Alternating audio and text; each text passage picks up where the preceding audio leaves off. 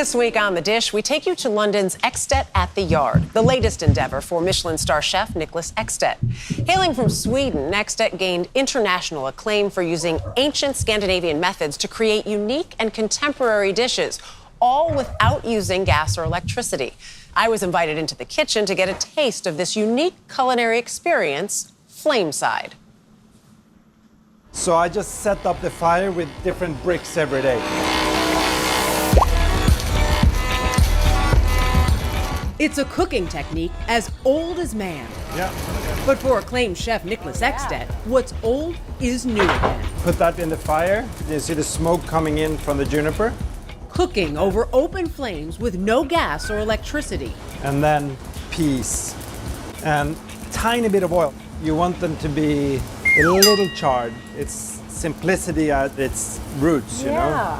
The results are not. Like these English peas served with grilled cream and potato and topped with dried reindeer flakes. I almost can't decide what flavor I like the most because just as I'm tasting like that crunch and the reindeer, the saltiness of that, then the pea kind of explodes a little bit. Yeah. I love this.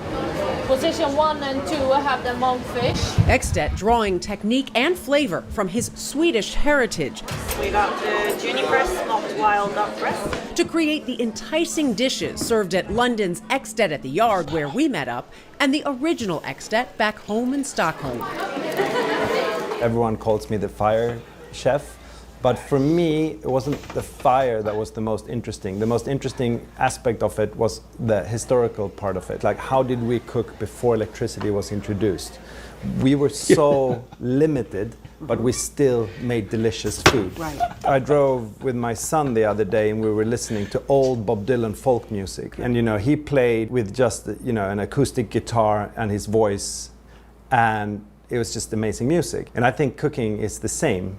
You don't need all electric gadgets to cook delicious food. You need like one heating source and then you go.